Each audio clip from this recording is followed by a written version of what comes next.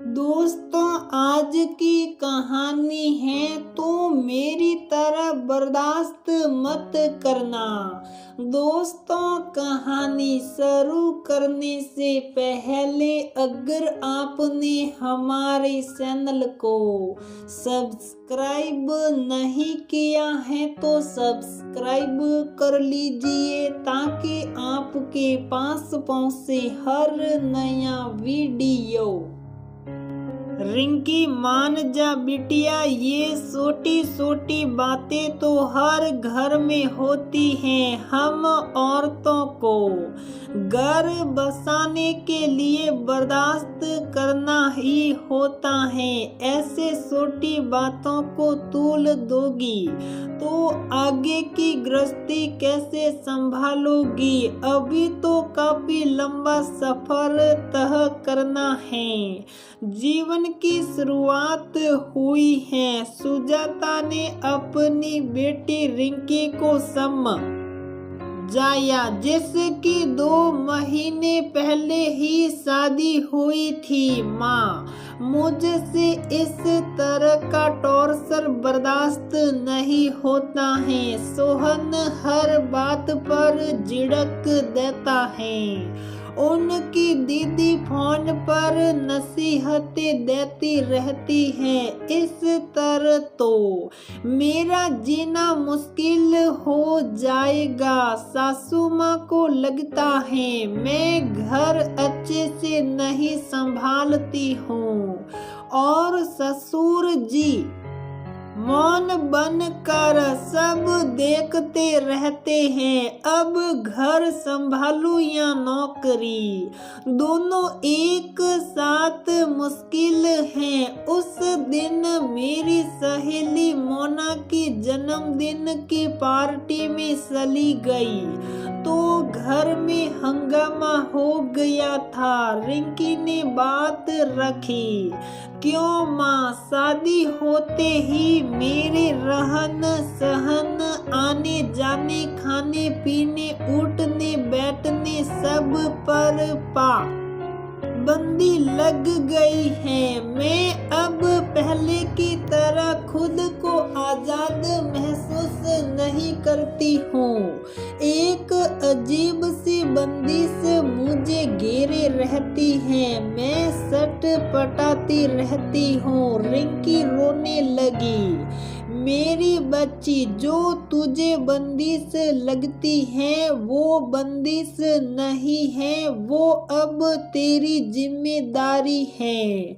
तू अब एक घर की बहू है और बहू की जिम्मेदारी अनंत होती है, उसे निभाना मुश्किल है। मैं ये तो नहीं कहती कि तो उन्हें जिम्मेदारी में लगी रहे, पर ये कहती हूँ कि थोड़ी तो जिम्मेदार बन।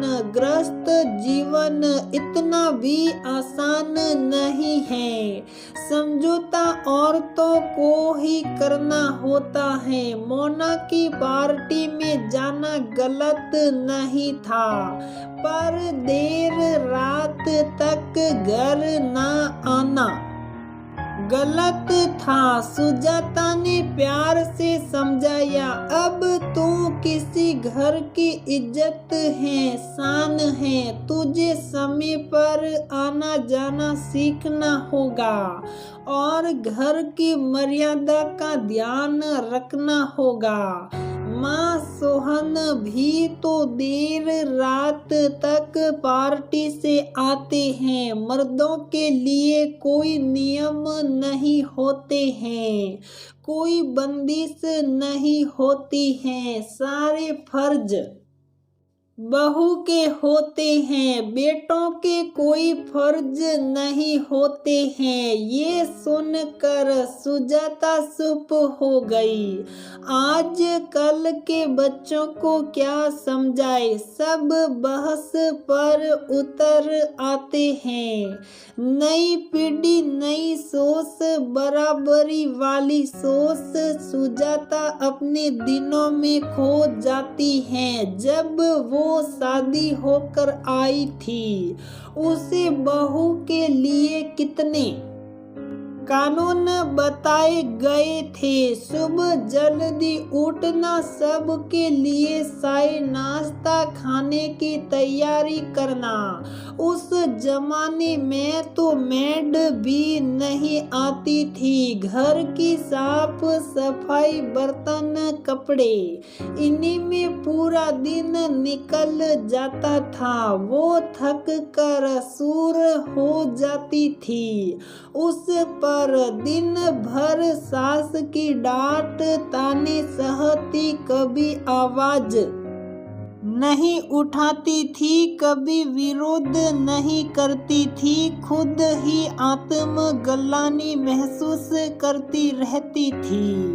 पढ़ने में होशियार थी, पर ब्याह के बाद 16 में आकर सारी होशियारी धरी रह जाती है। घर में सुख शांति का माहौल बना रहे, इसलिए सब सहती थी, चुप रहती थी।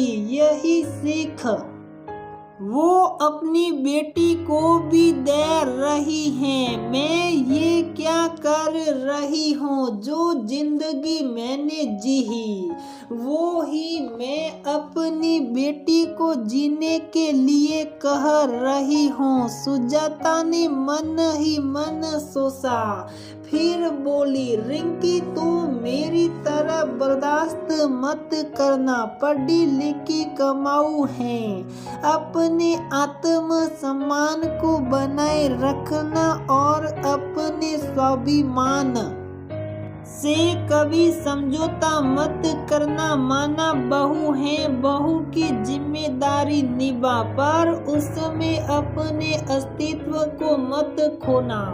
अपने शौक और इच्छाओं की बलि मत देना। मेरी बच्ची तो अपना जीवन अपनी मर्जी से जिएगी, पर ध्यान रखना इससे किसी को दुख ना पहुँचे। तो अपनी नौकरी संभालना। घर तो औरतें सदियों से संभाल रही हैं, पर उन्हें यही सुनने को मिलता है कि घर पर ही तो रहती हो, क्या काम करती हो? बेटी नौकरी संभालना, अच्छे से करना।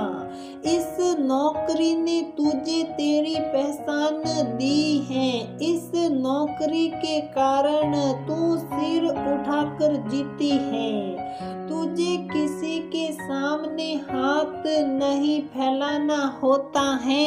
ये तेरे स्वाभिमान और आत्म सम्मान की प्रतीक है। सुजाता की बातें सुनकर रिंकी का खोया आत्मविश्वास फिर से लौट कर आ गया।